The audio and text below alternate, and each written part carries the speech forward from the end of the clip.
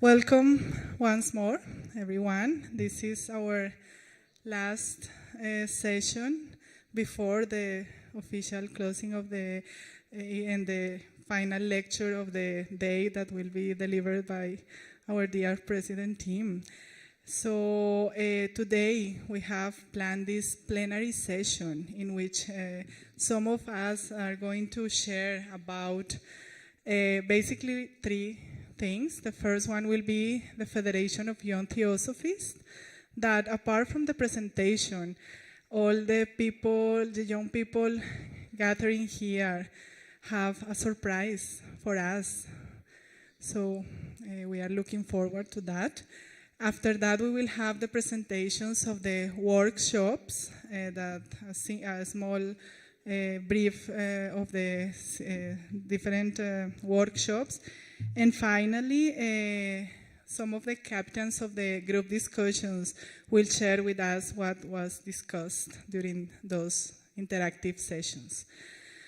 Well, so we will begin with the World Federation of Young Theosophists. Elena will be giving us the presentation. She's from Italy, and she's a formal member of the Federation. So Elena, and later Fatima from Spain. She lives in Mauritius, but she's from Spain, will be also adding something related to the surprise that they have prepared for us. So please, Elena. Thank you. Okay.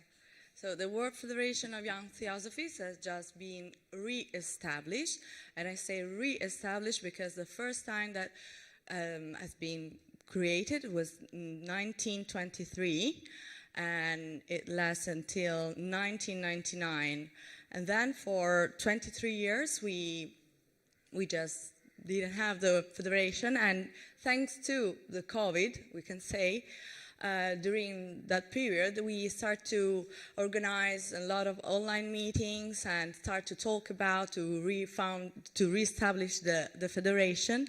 And in September, we had the election process.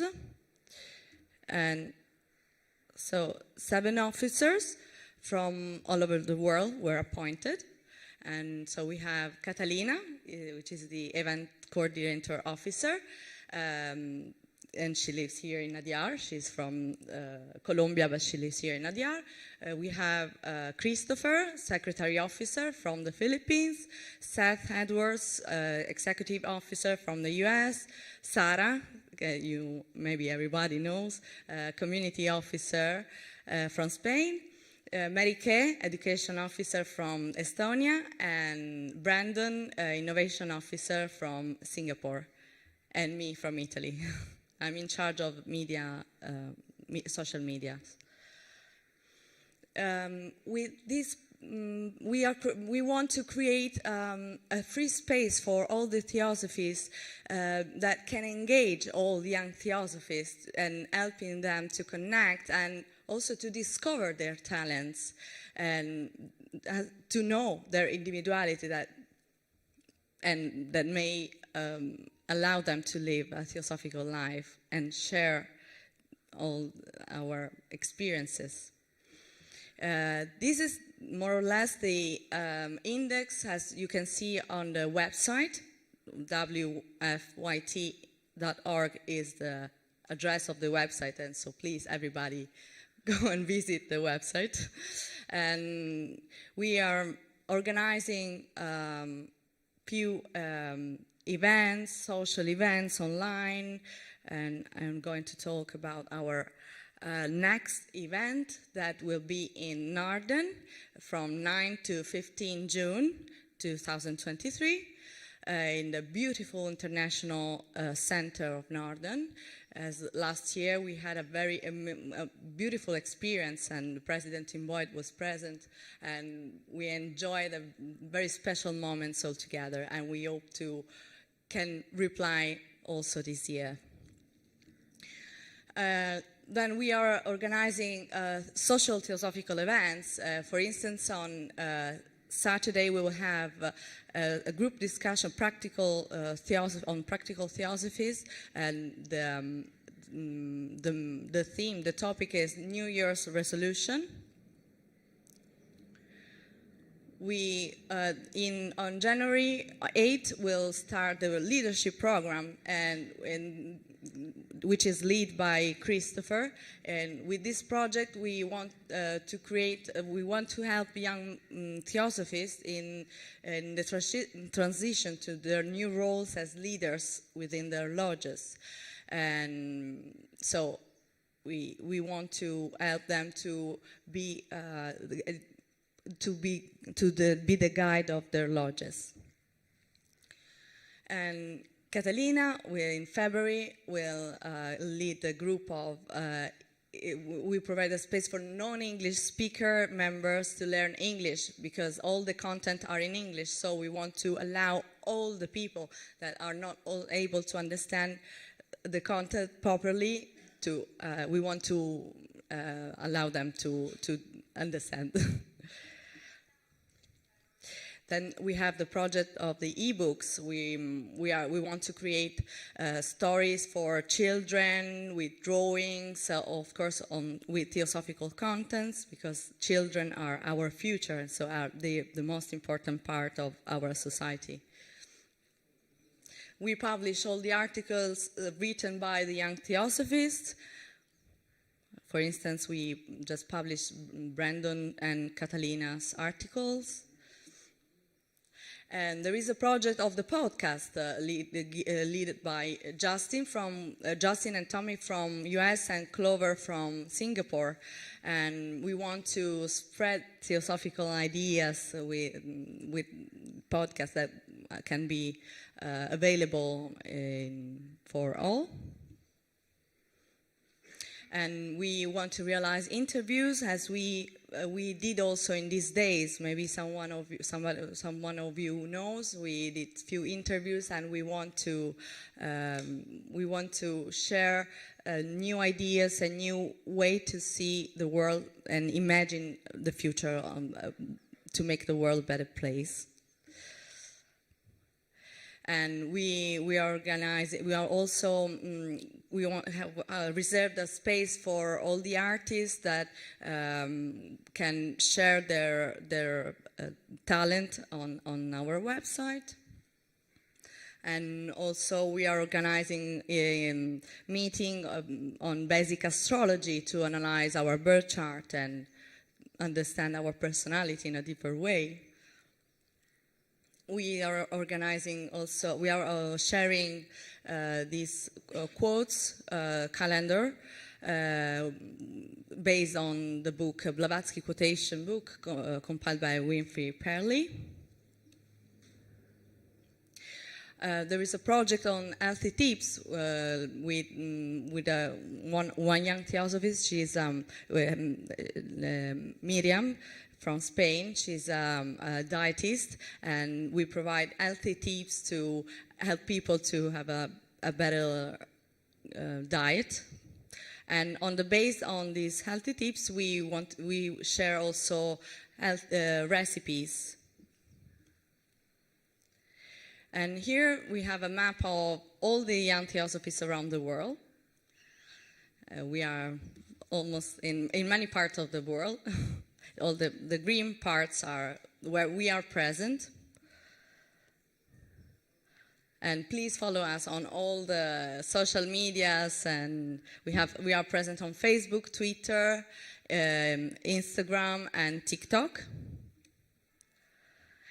And this is the last international convention we had. We had very special moments. All people with different backgrounds from all over the world. We had open discussions. We enjoyed very beautiful moments together. This beautiful energy of the youth and Adyar creates something very magical. And we also create a surprise that we are going to show now, because walking in this beautiful area, we found also things that we think that we can change, and because it's our responsibility in this interconnected world. And I'm going to show you the video. Sorry. Oh.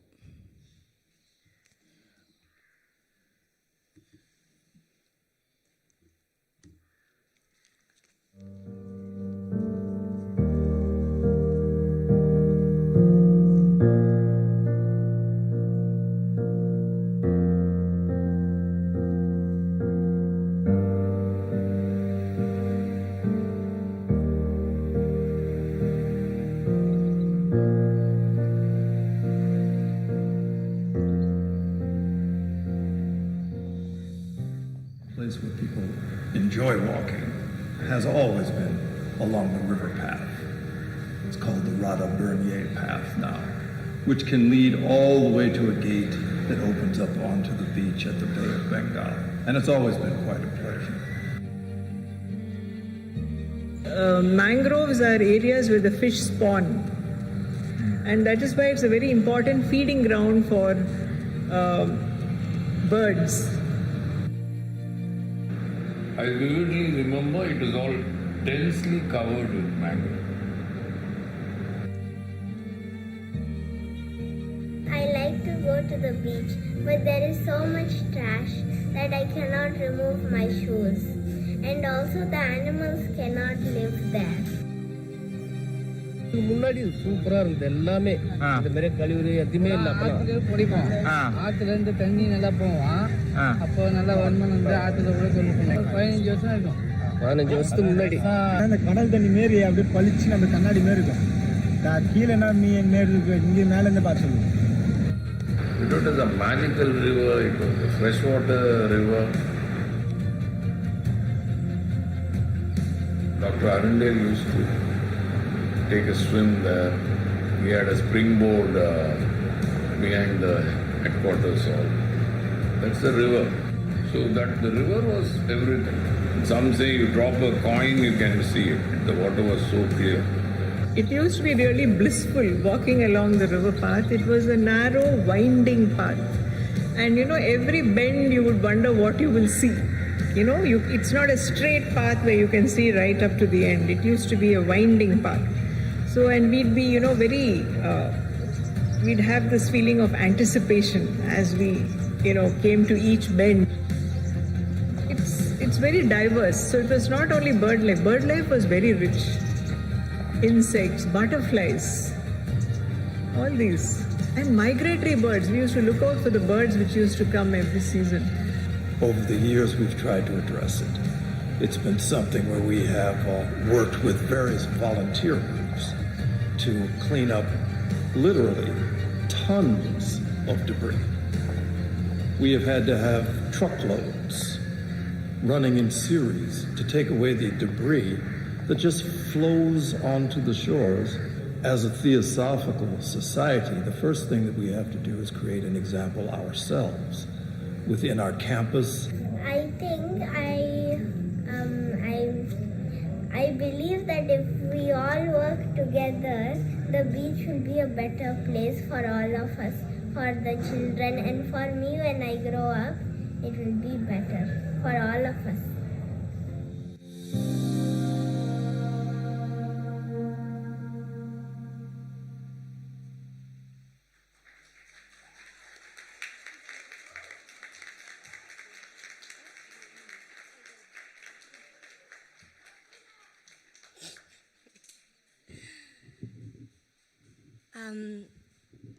Well, this video has been done in 2 days, actually. Our purpose with this was, in one hand, to use this material to raise funds for some companies that have offered already to make a new cleaning of the river, but also to share with you certain reflections.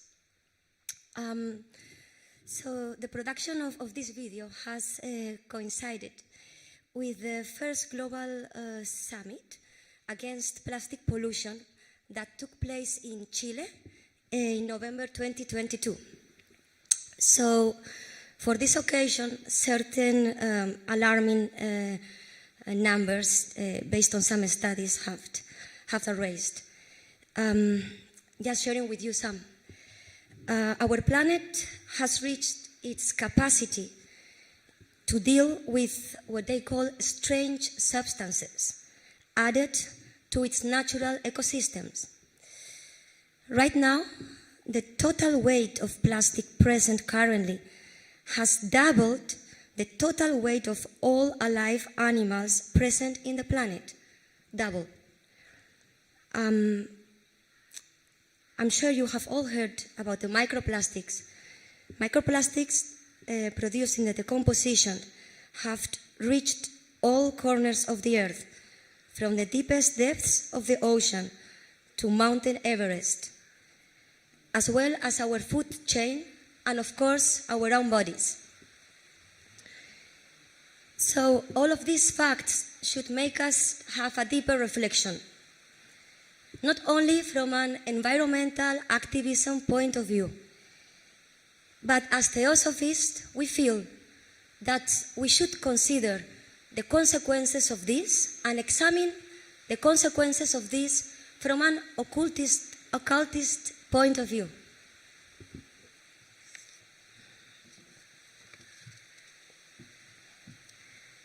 What are the real consequences of such a change? We know that changes in the physical plane mean changes on the subtle planes, on the astral, on the spiritual plane. As Dr. Ravi was mentioning yesterday, when he was asking Krishnamurti, do reactions produce changes on the molecular level? We wonder, and we like to throw this question to all of you. Do changes at the molecular level also affect the subtle planes? How is this working?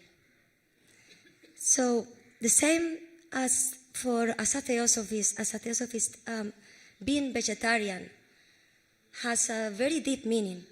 We think that it is necessary, and we'd like to invite all of you, all of us, to have really a proper examination of how all of these changes can affect us, can affect the evolution, can affect everything that we believe as true as Theosophists.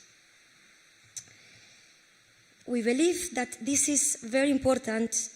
We were also thinking, we were studying in this Youth Convention, the hidden side of things, of Leadbeater.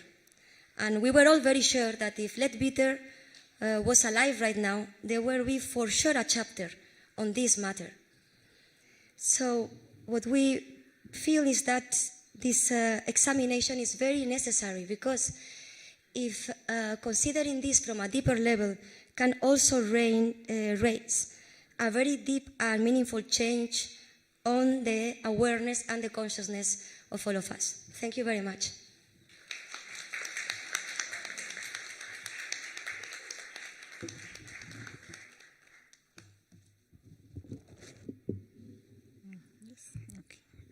Thank you. Thank you too. It has been very motivating to see all this wonderful group of people working together for all these things, creating the video, and so concerned and ready to help and to put their, I don't know if this is the proper expression in English, hands to work. We say in Spanish, manos a la obra, hands to work. So, okay, thank you for your sharing. Thank you very much. And, well, let's continue with our plenary session. Now we are going to share about the workshops that have been happening all these days. We will begin with the workshop that was delivered by Sister Sonal Murali, who we call Sonal Aka. Aka is the Tamilian way to say older sister, and in the school the teachers are called Aka. So word Aka has a lot of meaning in the way we call each other in the school. So Sonal Aka, Aka is the director of the Adyar Theosophical Academy, and she has delivered a workshop on learning and growing with transformative education. So please.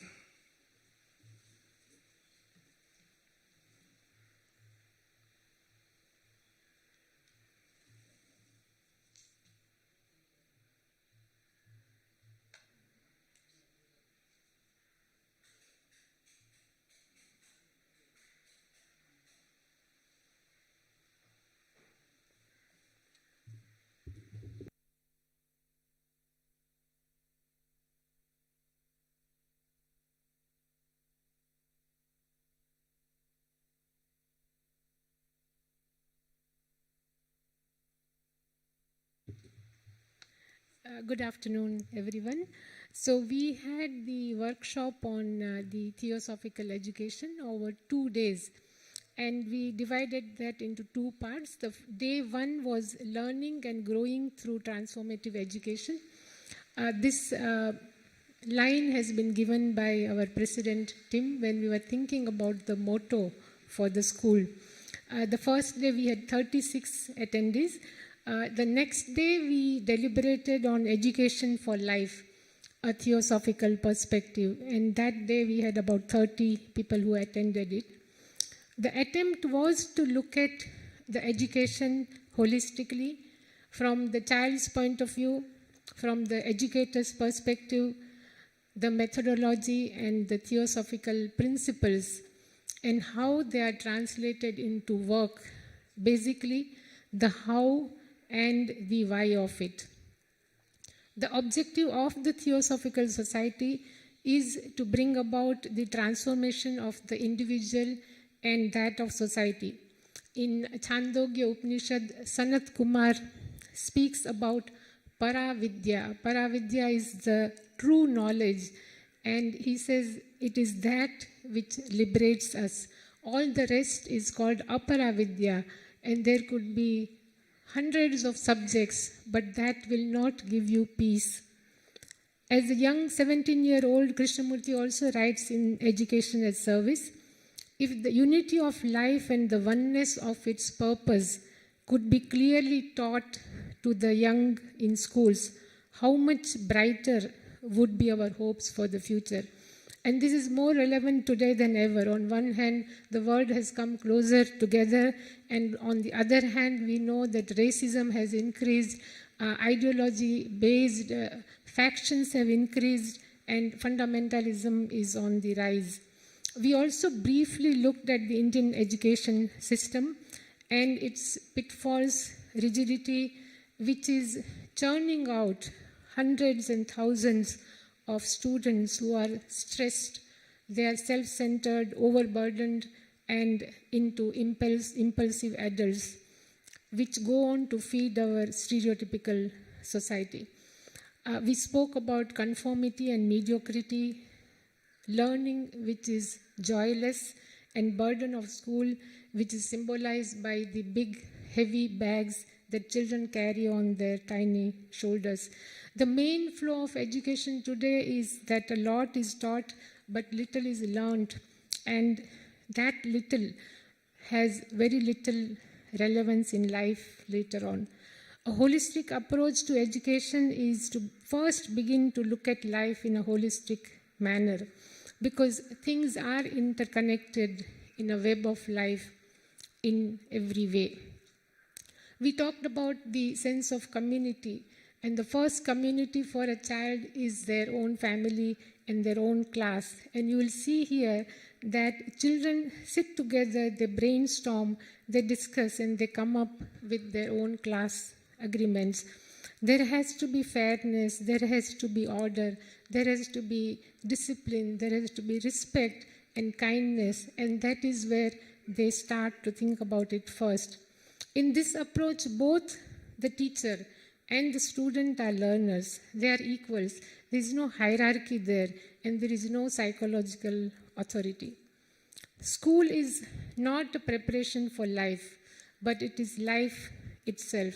That's the real world for the child, and we cannot be patronizing or condescending and think that their problems are little and they don't matter. Their problems are and challenges are as real as ours are to us. Children are co-creators and capable of extraordinary things.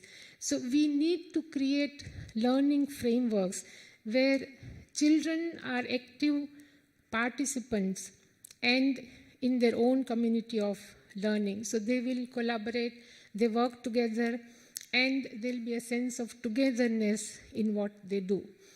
Annie Besant said that a child is young in body, but may be wiser than the elders around him. And she said a child is a being who has to be understood before effectively being helped.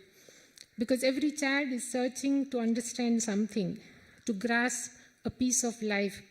And the first step out into the world is the school and the classroom where they come. And their world is as real as ours. So in that sense, children are the protagonists of their own life stories. Now, what is learning the ATA way? Classrooms without walls, seamless interior and the exteriors, where educators' role becomes an interface for the child to explore both the spaces. The curriculum is emergent and not top-down. We would be creating learning ecosystems which allow children to explore. Each class is like an educational web where children are interconnected, where learning is interconnected, and where there is opportunity for each one to transform each moment into one of learning, sharing, and caring. Learning is experiential at ATA. Process is more important than the outcome. And the outcome has to be celebrated and not used as an assessment tool. So in that sense, learning is organic in nature and it is contextual. We have a lot of circle time where everybody is on an equal footing. They share their ideas and their feelings. Making kindness visible. Our classrooms have kindness walls which can be filled by children when they do an act of kindness. They make a gratitude wheel created by them, which they can spin and sing a gratitude song. We also encourage children to express what they feel within through various channels, which are journal writing, conversations, writing poetry, letters, songs, and stories. And one such collection of poems is available at ATA if you wish to take that with you and share with others. We have nature journaling, reflections of the inner merging with the outer. So we need to create multiple autonomous learning frameworks for children. And the role of an educator is to provide a safe and nurturing environment. And they need to show students the bigger picture, the vastness of things where we are a very, very small infinitesimal part, but we have a role to play. And that gives children the perspective which is very much required. Moving from taker culture to a giver culture. Today, due to the commodification of everything around us, everything is termed in the value in terms of money. And there is nothing that is not available if you can afford it. People are used to take things, and the giver culture has to be established in whichever form they can do it. So education is not an isolated process. Instead, it's a collaborative journey. Mindfulness is a very important integral part of a day at ATA because self-awareness is an important step towards self-regulation and the first step towards self-regulation. Oneness and interconnectedness has to be part of their climate. We study habitats in nature not only to see how ingenious they are, but to understand how we live and share our being with so many other living things.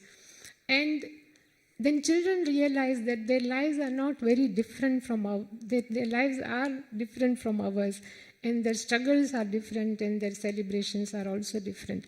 We looked at the constitution of man as given in Theosophy, which is sevenfold as well as dual, the outer personality and the inner individuality, and how the outer personality has to reflect the higher state of consciousness, because values belong to the higher individuality, whereas habits and behaviors are characters of the lower personality, and they can be easily inculcated at a younger age. And these two aspects must harmonize with each other. So a theosophical school must have an environment and relationship that does not create unwholesome conditioning, but rather awakens the wholesome qualities, which was referred to as the toolbox of light the other day.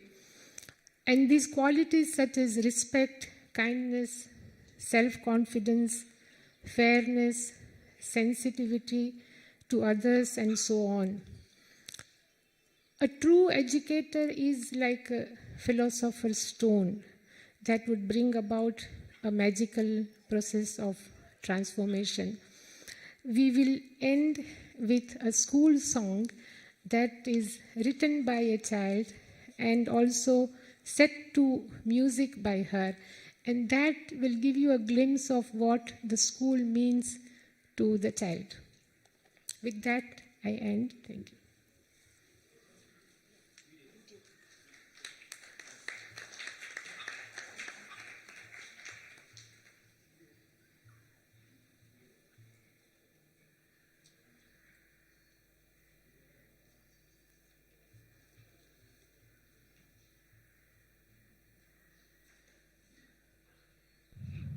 HE is a school of friendship, a place filled with love, fun, and kindness. Let me tell you about our school and why we think it's cool. We learn in nature with lots of animals, insects, big old trees. We have unique subjects like nature journaling, nature musing, where our imaginations can be free. We have cool teachers who are kind. They teach us not only about our world, about the ways to take care of body and mind. Even though our classmates' friends are different from us, we learn, play, dance, eat together with them. Joy is plus. We hope you enjoyed the song about a place where we all belong.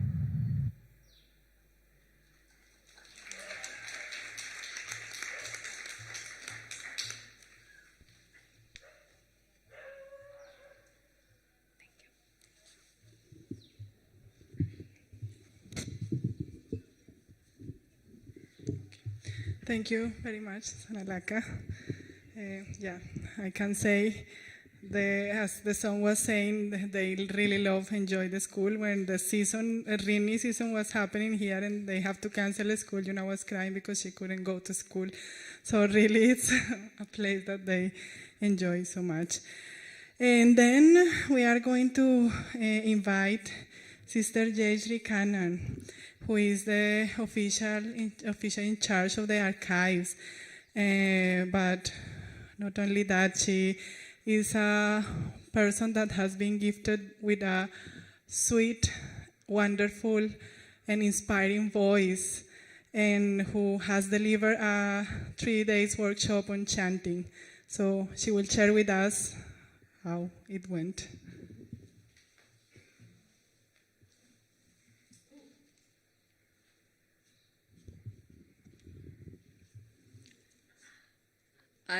First of all,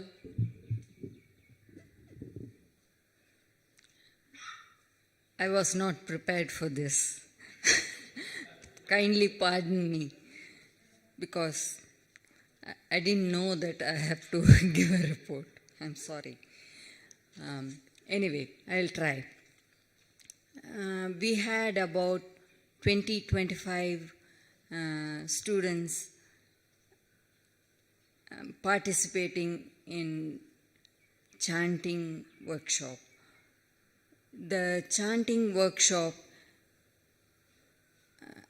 as we earlier published in the program, had traditional way of learning chanting, Vedic mantras. So the students were not all of them were came on all 3 days. But anyway, they learned to chant Om and 2 other Vedic mantras. And it was a very satisfying and revealing experience for me to try different methods. There was no pencil or paper or book that was used. It was only by hearing. This was the ancient way of learning chanting. The teacher would chant once and the learner would chant twice, just by listening. There was no pencil, paper, stationery, anything. So we tried this method and I think we succeeded quite well. Thank you. Thank you very much, Jayshree. Really, people were very motivated with the mantras that you taught. Okay, now we invite Janne, who is from Finland, Janne Vuononvirta. He has delivered a 3-day workshop on the theme Science and Compassion.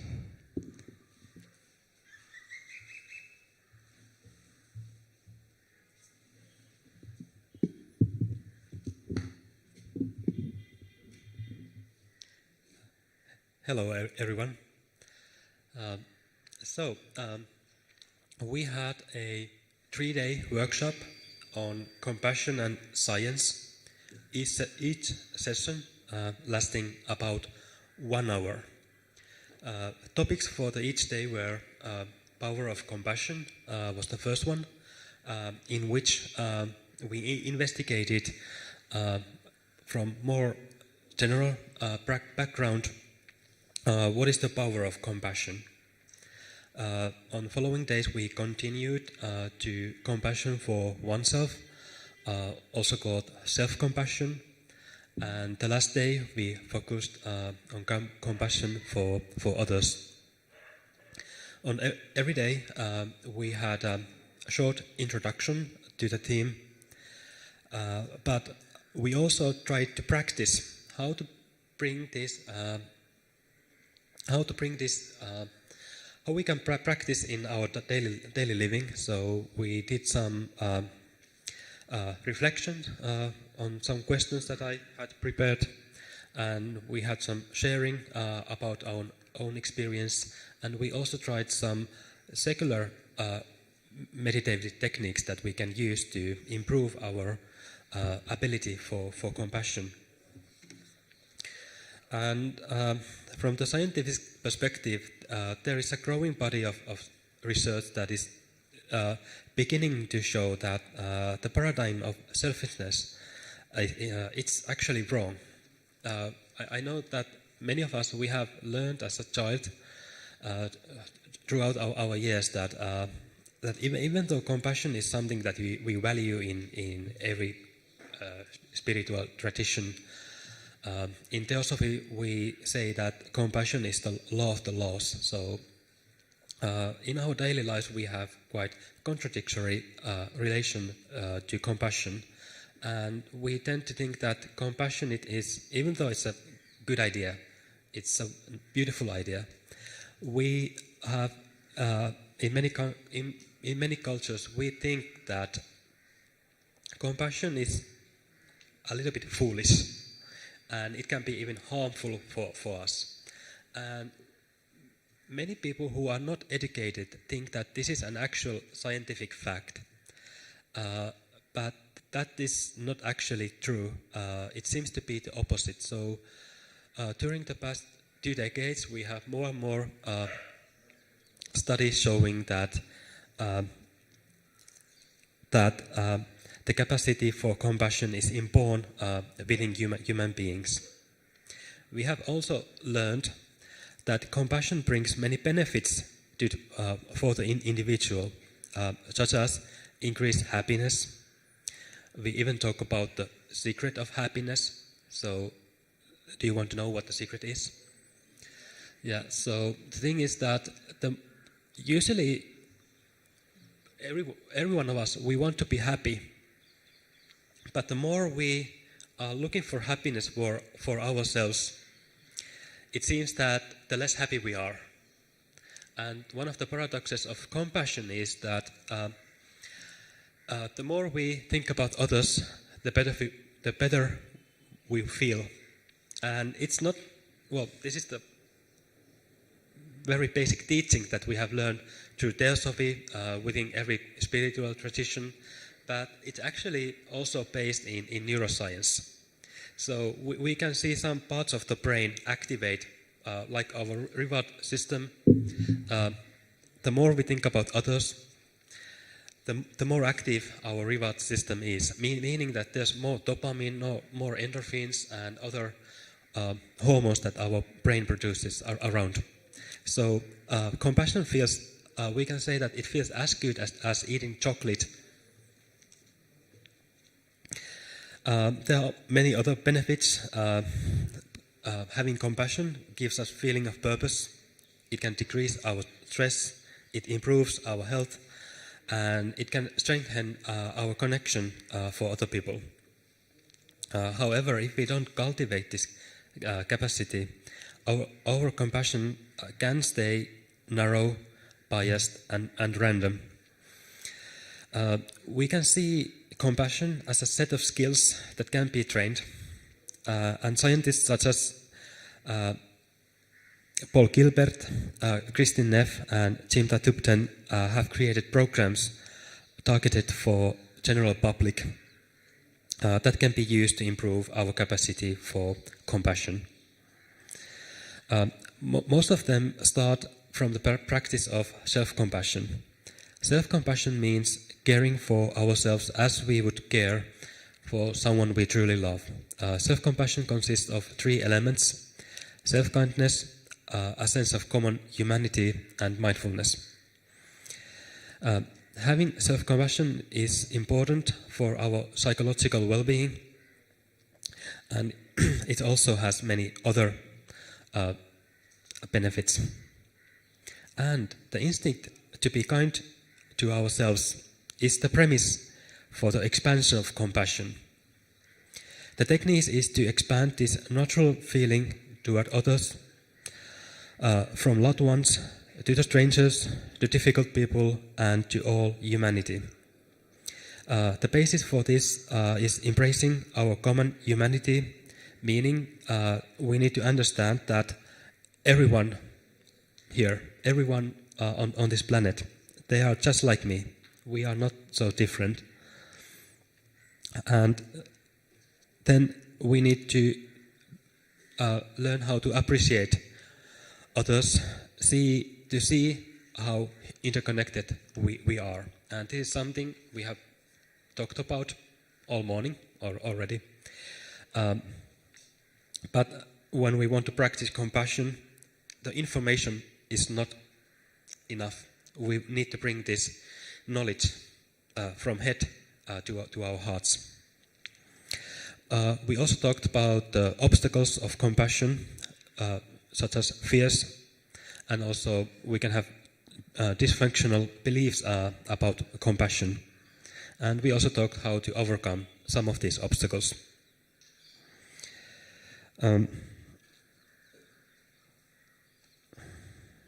So the first part of each session was a short introduction, and then we also practiced some form of compassion, meditation, such as loving kindness, exercise kindness for ourselves, and then we tried to have more compassion for ourselves, and then in the last session we practiced how to expand this compassion for our loved ones, strangers, and for all humanity.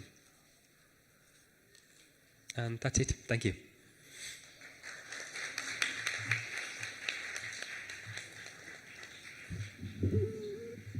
Thank you very much, Janne, for sharing such a practical approach for life. And we will end the sharing of the workshops with Erika Georgiadis from Greece, who is the director of the School of Wisdom. And she's going to share about the mini school of the wisdom that we had during our convention.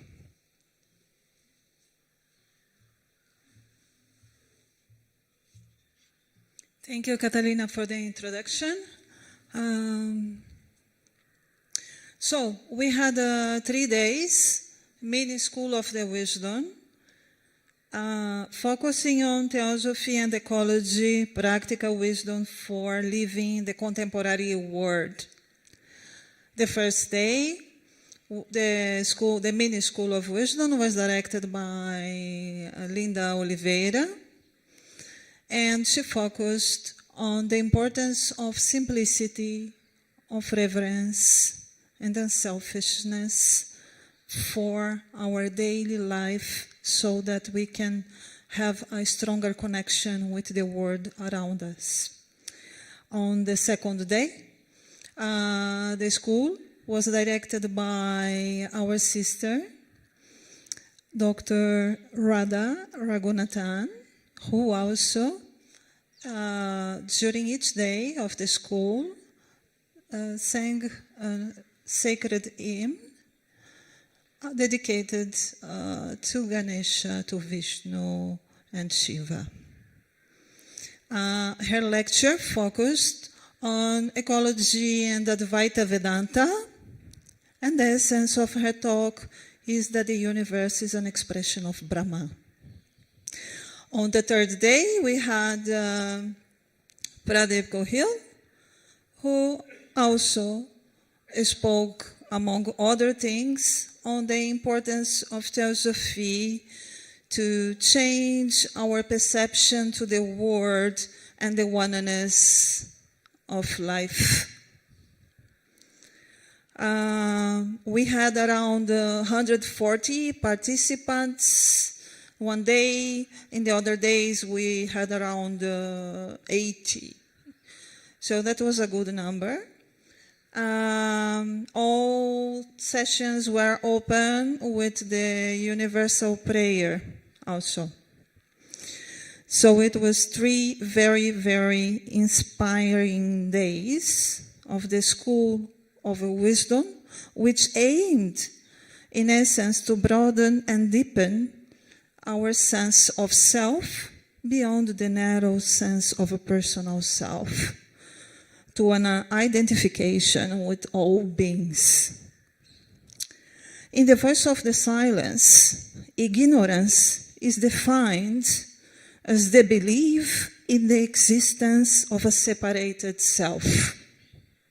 Please notice, this is a very important point. Ignorance is defined as the belief in the existence of a separated self, while knowledge, it is the realization of the impersonal self. Realizing our unity and the oneness of all is true knowledge in light of theosophy. Also, in the voice of the silence, the path is a metaphor to the self. As, for example, cited in the preface of the voice, we find the following open quote: "In this path, to whatever place one goes, that place one's own self becomes," close quote. The path is a process of awakening, involving different states of consciousness as it unfolds within oneself. Hence, the path, in fact, is related to the daily unfolding of consciousness across our daily life in our journey in this world of matter. To experience the path, One needs, however, to become the path. It does not mean that if the path is the self, the path is there. It's a state of consciousness that one must awake deep within the self. Blavatsky also comments that the path varies from person to person because it's a process of becoming, and that involves also sense perception. She says that when our consciousness is linked and focused in the material world, we begin following different paths towards awakening, towards spiritual awakening. And she refers to the path of hearing, to the path of seeing, to the path of touching. And in this way, she also mentions that the link to our higher self occurs through the highway of sensations. She specifically mentioned the highway of sensations. So, in this way, she also points out, and I will go to the point of ecology and the aim of the School of the Wisdom very soon. She also mentions that the union of our, let's say, consciousness when turned to matter, when focused in matter, with the spiritual consciousness occurs only when sensory perception, when mental activities, when emotions are tranquil, they have stopped functioning. The person enters a state of passivity, of a tranquility of the mind, that there is no movement in emotion, there is no movement in thought. In that moment, the mystic person or the mystical person symbolically dies to the material world and is reborn to the spiritual one. Of course, when talking about practical wisdom, theosophy, and ecology, the view that our self is separated from everything around us is ignorance. And such a view is fundamental to understand how one can become more aware of the world around us and how we are intrinsically connected to everything.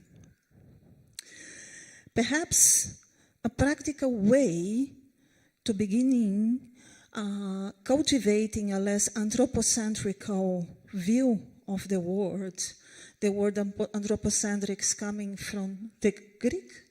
Anthropos means human being, centered. So this human-centered view should be shifted to become more connected with everything around us. Today morning, someone said or quoted the following, open quote, "Each one of us has a duty to humanity," close quote. I would add to that each one of us has a duty to all beings, not only humanity. And when we begin thinking like that, then our consciousness and the way that we view the world will change. Many of us may consider ourselves humanitarians. I would say that we must become being non-itarians. This is an invented word right now. So it's very important that each one of us try to go beyond the anthropocentric sense of self and connected with everything around us. Having said that, I want to say that we also, this is the very essence of what was discussed during this 3 days workshop we had, but we had also a very interesting event. We had a baptism on the stage. 2 days ago, during the lecture of our sister Radha, there was Suddenly a puppy started crying. Please. So the puppy was brought to a stage yesterday.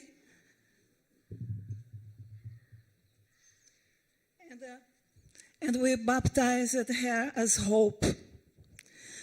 So today morning when I came to the lecture, to the morning presentation, Shikar came running to me and told me, Erika, Hope is gone. And I looked at him and said, what? So I was around the bushes searching for Hope, and I found her. And she's here with us again. So, as you know, we have 60% of the animals worldwide are extinct. Animals, the nature, as you saw the Young Theosophists presentation today morning, are all being deeply affected by the environmental changes caused by the overpopulation and other serious problems. So let's try to change that, become more friendly to everything around us, becoming more aware to everything around us. And I want to say that black dogs, everywhere around the world, they are less likely to be adopted, and they are more likely to be mistreated. And this is a very sad fact. So I hope that you all here in Adyar will take very good care of Hope and her sister and brother who are just back there. And I hope that next year, if I am here, Hope will be here with us again. So thank you very much. And that's all I had to say.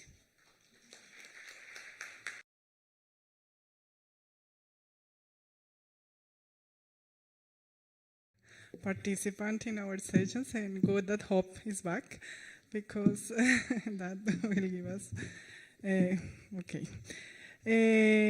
Well, these are the presentation on the workshops, and really, as Erika was mentioning, the different paths, it's interesting to see how each one of them has like a different kind of expression, to wisdom, to chanting, the power of sound, the educational path, the science, and the compassion. So it's very interesting that we could have all these different approaches and opportunities during the convention. And now to close this plenary session, as you witnessed during those of the two of the days, we had discussion groups after couple of the sessions. So we have here 3 of the coordinators of the discussion groups who are going to give us also a summary of what was discussed during the session. So I will call Aditya Mathur from Delhi. He will share with us regarding the insights that they share during those sessions. He.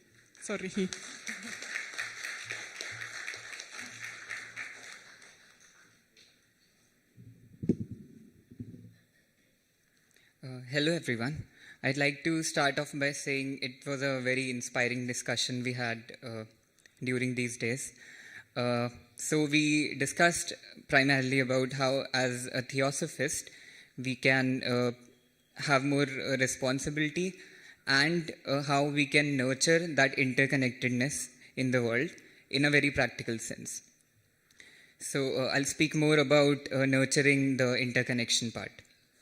So we started off by discussing how we can learn so much from each other. We all come from so many different backgrounds. We are so diverse.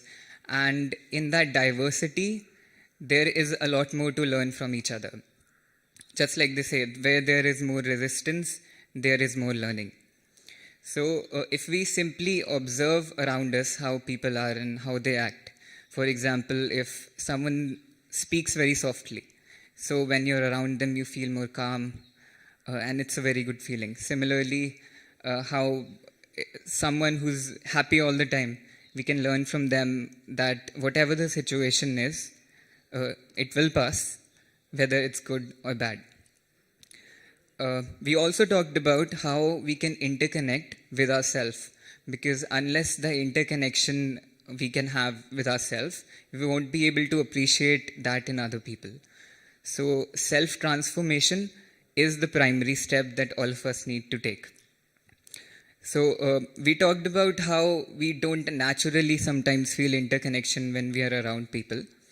So in a very crude sense, what we can start off with is we can do more study, we can read more books. And when we read those books, we can try to implement them. We won't be able to do maybe everything at once. We can start off slow, baby steps. We read, we try to implement whatever we learn. And in this way, we will slowly build that sensitiveness that we are looking for. We talked about how in life we should experiment always. So for example, I take up one thing, I try to do it, I see if it works for me. If it works, great. If it doesn't, then I drop it, pick up the next thing and try to do that. This approach in life where we experiment each and everything and we try to move forward, there's no failure basically, because we are simply learning, and that's the aim of our life. So we talked about how in different ways all of us can experiment. In the discussion it came up, someone likes to experiment and likes to understand the life and its interpretation through tarot cards. Someone could do it through art. Someone could do it through numerology. Someone could do it, let's say, through film. So everyone might have different methods, but ultimately we are all striving for the same thing. So essentially what we discussed was we should start with ourselves. So if we try to have this unselfish attitude in life, which again we can learn from a lot of people, and when I say people, I also mean children. There's a lot to learn from children, how pure they are, how unselfish they are. So that's a very great step. We also discussed about how we can cultivate the ethical form of living by trying to minimize whatever we consume on the planet to leave a smaller footprint. And the evolution as a whole is a process. So we should focus more on the process and not on the outcome. In the end, I'd like to say we should all do what we can and do all we can. Thank you. Thank you, Aditya. And now, Leonardus from Singapore.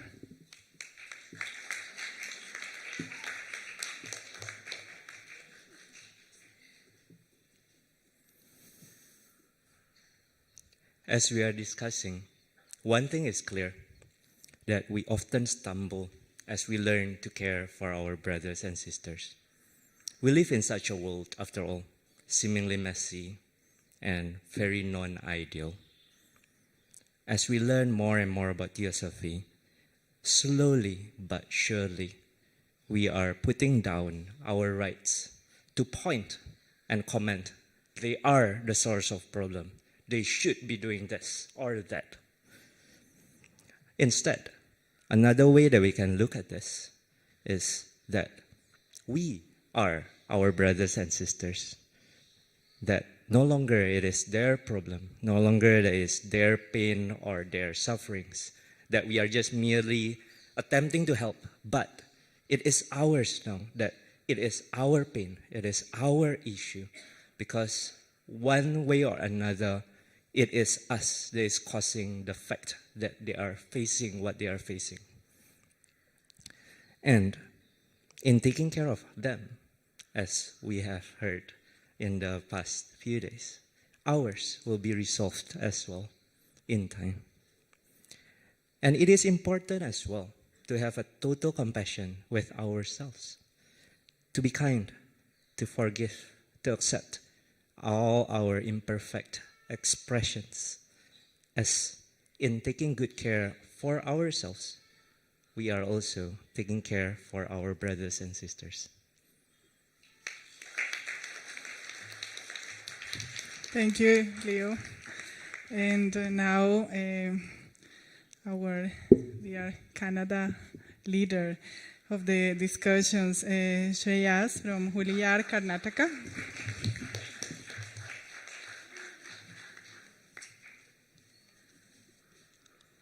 Hello everyone. The same thing they discussed. We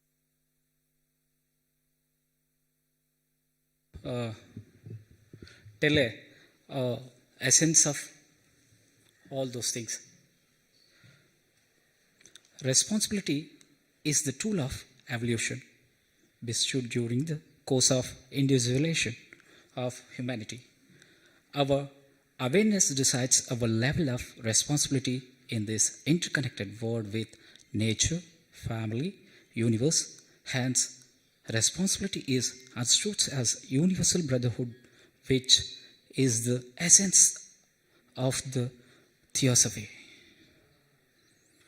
One Ishopanishad shloka is there. Isha vyasamidam sarvam yetkincha jagatyam jagat tyena tyaktena bhunjita magruda kasyaspit dhanam. And finally, we discuss our basic theosophy grantha called by At the Feet of the Masters. On that part, we discussed about that love. I'm telling in the one good Kabira's sentence. ಪ್ರೇಮ ಒಂದಿರಬೇಕು, ದ್ವೇಷವೆಂತಾದರೂ ಸರಿಯೇ, ಮನೆಯೊಳಗಾದರೂ ಇರಬಹುದಯ್ಯ, ವನದೊಳಗಾದರೂ ಸರಿಯೇ ಸಂತ ಕಬೀರ ಅಂಥೇಳಿ. That means love is essential even though it is hated, whether at home or in the forest. Lastly, I'm telling one word about this. Love is virtue of all virtues. Thank you.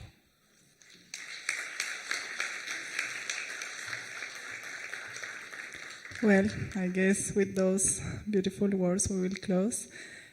But I want to thank you all, Elena, Fatima, Jayashree, Erika, Janice, Analaka, Shreyas, Leo, and Aditya, and all of you for all the sharing, because this is really the product of all this richness that we have shared during these wonderful days of convention. And thank you very much. And okay, we still have our wonderful lecture to come. And okay, see you around. Thank you very much to all.